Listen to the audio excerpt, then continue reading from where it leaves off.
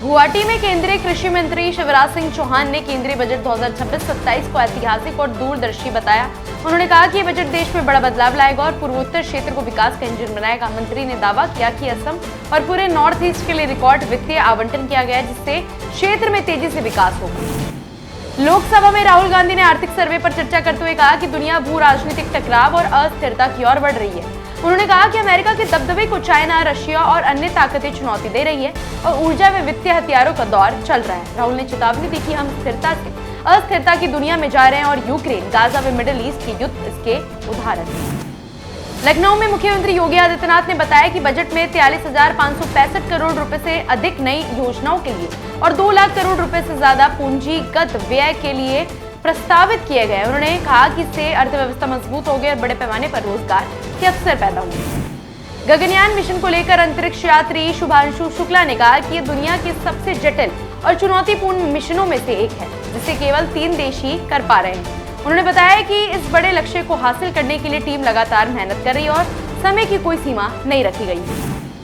दिल्ली की मुख्यमंत्री रेखा गुप्ता ने कहा कि उनकी सरकार ने श्रमिक और मजदूर वर्ग के कल्याण के लिए प्रभावी योजनाएं लागू की है, जिनका सकारात्मक असर अब दिख रहा है। उन्होंने बताया कि 15,700 बच्चों को 12 करोड़ रुपए की छात्रवृत्ति देकर शिक्षा को बढ़ावा दिया गया है।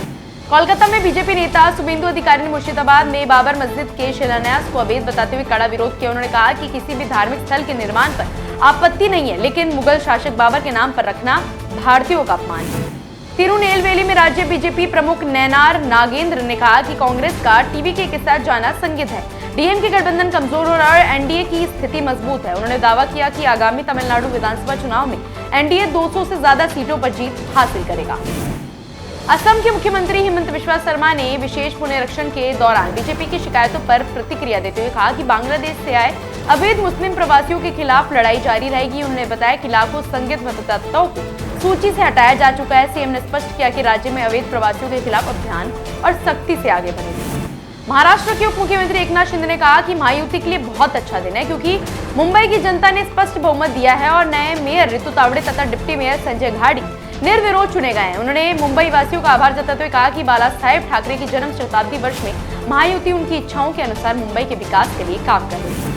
समाजवादी पार्टी प्रमुख अखिलेश यादव ने यूपी बजट 2026-27 को विदाई बजट करार दिया। उन्होंने कहा कि सरकार ने 9 लाख करोड़ से अधिक का बजट पेश किया है, लेकिन वास्तविक खर्च पिछले बजट की तुलना में औसतन केवल 50% ही। अखिलेश ने दावा किया कि ये बजट बीजेपी की विदाई का संकेत है।